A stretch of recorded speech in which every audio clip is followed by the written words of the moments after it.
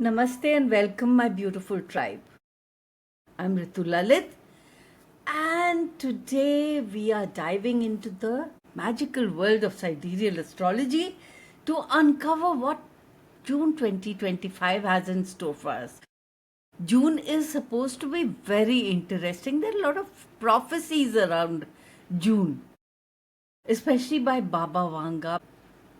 So, whether you're an Aries, a Pisces, or any of the signs in between, these planetary transits are important. So, grab a notebook and let's get started. Before we get started, let me just explain what astrology means to me.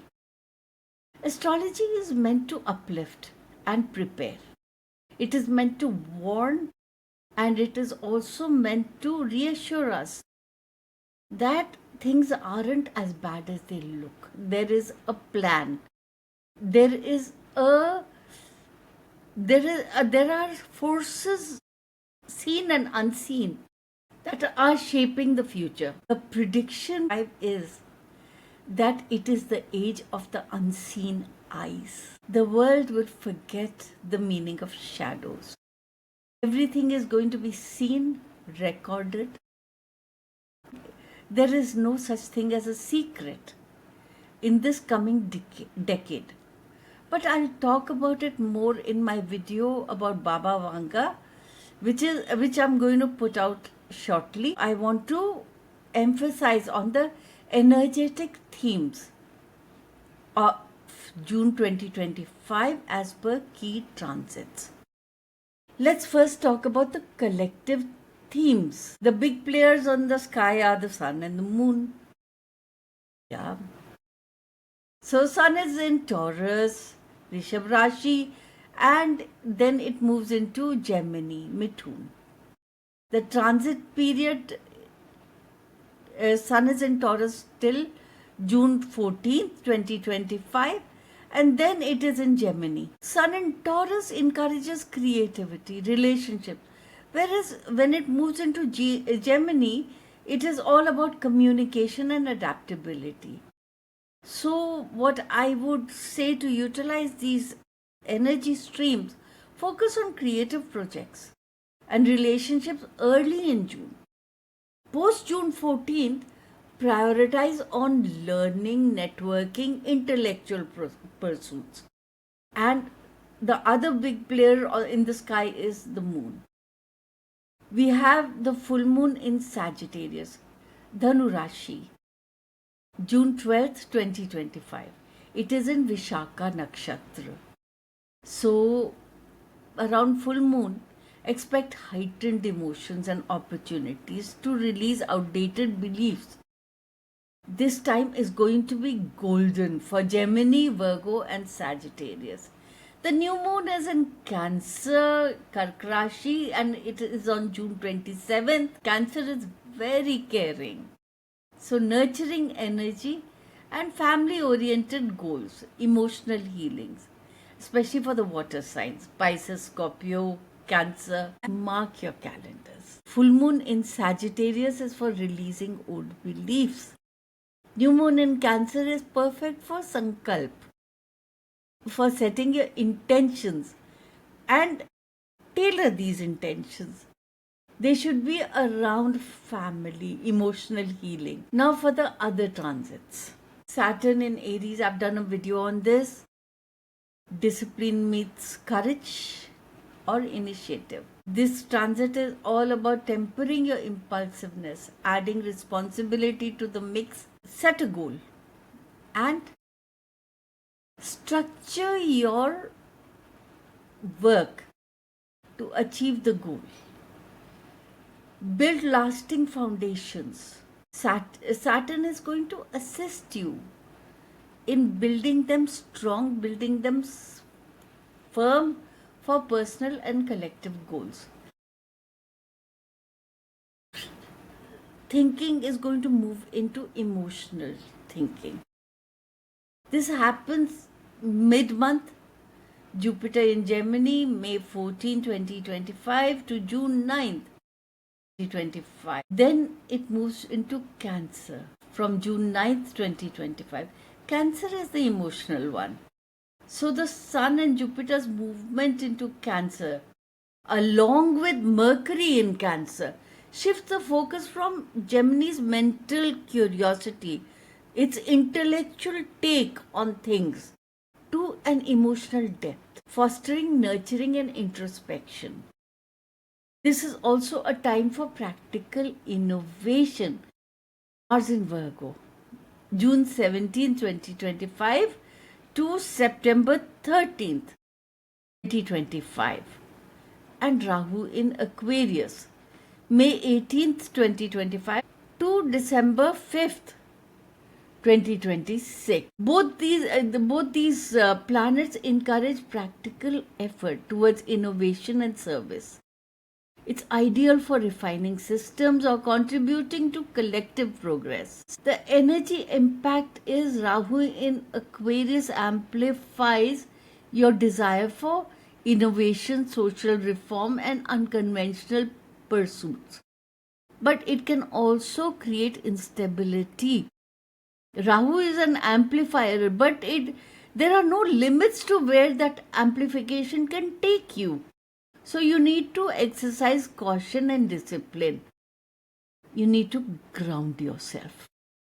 Ketu in Leo encourages detachment from ego-driven goals. This is going to foster authenticity and spiritual growth. In June, this axis is going to balance personal expression with collective contributions. So I would suggest you embrace collaboration.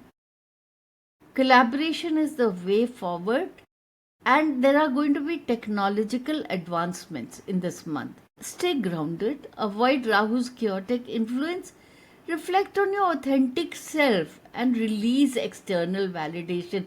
Mid month, we have this beautiful full moon, which will help us release. This month is also about balancing freedom and structure. There is a Jupiter Saturn square and a Rahu Ketu axis. So, both these things are going to highlight the need for balance. Balance between personal freedom and responsibility and society's theme for this month, which is innovation, authenticity, autonomy. There's also this emotional and spiritual growth coming with the Cancer new moon and Jupiter's entry into Cancer. Jupiter is a very expansive planet. It will enhance your expression of nurturing, of emotional and spiritual development. It is going to encourage you to align with your higher purpose. So, how do we deal with these energies? The practical tips I can give you for this is use the new moon in Cancer for setting intentions around emotional security and self-care. Reflect on long-term goals with Saturn in Aries disciplined energy. As far as relationships go, Venus in Taurus fosters loyalty and sensuality, strengthen bonds through shared experience, but avoid possessiveness. Taurus can be very possessive. Career and projects, Mars in Virgo, Saturn in Aries, both of them point to detailed work, disciplined action. Focus on projects requiring precision and long-term commitment. Both these planets are going to assist you in making an excellent job of it. As far as your health goes, Mars in Virgo is ideal for starting health routines, which you can continue for a long time. Focus on small changes, sustainable changes, and avoid perfectionism. Spiritual practice. The Cancer new moon and Jupiter in Cancer encourage meditative creative expression, empathy, acts of compassion. Try gratitude. All these things are modalities that connect with the spiritual energies. One of the major shifts happens when Mars moves from Cancer to Leo on June 6th. Mars in Cancer is debilitated, and debilitated Mars leads to emotional impulsiveness, domestic conflicts. Mars in Leo is a different entity altogether. It's a different energetic stream. It's bold, passionate in energy, encouraging leadership, creativity. But watch it. It also brings a lot of arrogance into play. And this I have singled out because it is going to affect a lot of zodiac signs. Fire and earth signs like Aries, Leo, Sagittarius, Taurus, Virgo, and Capricorn are going to be ready, willing to go. There's a renewed sense of drive, there's a freshness in approach. And for Taurus, Gemini, Leo, and Capricorn, Mars is going to bring a different energy altogether. Career advancements, financial stability, but all around the zodiac, my advice is be cautious of impulsive actions or conflicts, especially on the first half of June. This is my reading of what is going to happen in June. But I always look at astrology as a global guide, as within, so without. These planetary energies affect us at a very personal level, but what happens to us is also reflected on the global stage. And there it is, magnified, huge. Like, for instance, check out Saturn in Aries, May 24th to September 1st, 2025. Saturn in Aries is a sign of action and leadership, demanding disciplined effort in assertive pursuits. Now, on the global stage, there is going to be tension in global leadership and economic policies that prioritize national interests. Its restrictive energy may challenge, so we've got to watch out. There's going to be a backlash. Unless the powers that lead the nations go for long-term strategies and a patient outlook. Jupiter in Gemini, that is till June 9th, and then it moves into Cancer. Jupiter in Gemini was intellectual, exchange, trade, negotiations. But when it shifts into Cancer, which is all about nurturing, about security, about protective energies, there is going to be fight about resources.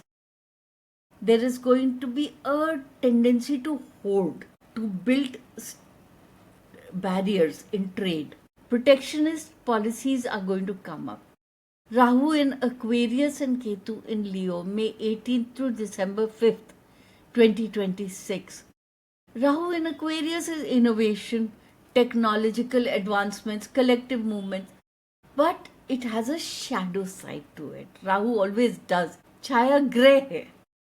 So the shadow side can fuel instability, or there can be speculative economic bubbles. Ketu in Leo encourages detachment from ego-driven leadership.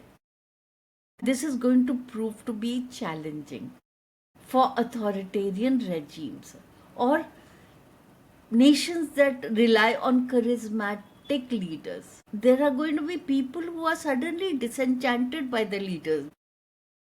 And that is going to lead to a very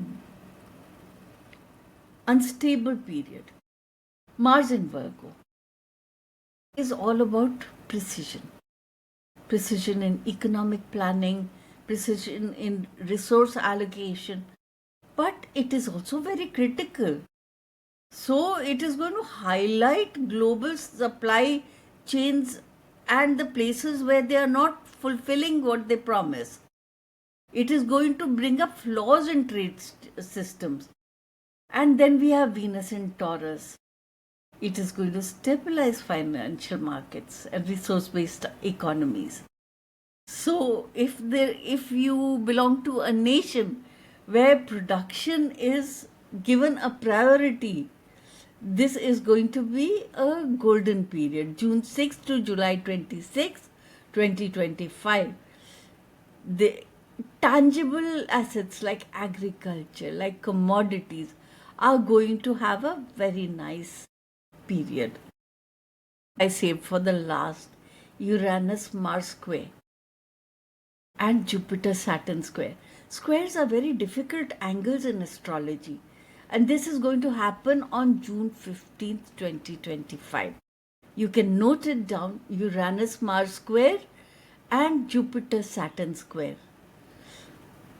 This tense aspect is going to trigger economic disruptions, geopolitical conflicts, particularly around trade policies or resource control. Simultaneously, it's going to push for innovative solution. I need to mention this over here.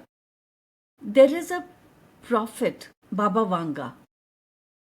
I've mentioned her in previous videos too. She's predicted a lot of things, including the earthquake that happened in Myanmar. Now, as per her, June 15th could trigger sudden disruptions in technology or aviation. She described a vision called the Whispering Sky. You can Google it. I'm also going to do a video very shortly, specifically on the prophecies of Baba Vanga, who had a lot to say about 2025. Now, the Uranus-Mars square and Rahu in Aquarius is driving innovation and instability, which can amplify risk in flight or space-related domains. There can also be cyber attacks. Of course, there could also be contact with AI and aliens. Who knows? We can only watch. But I would definitely advise everybody watch the sky around June 15th.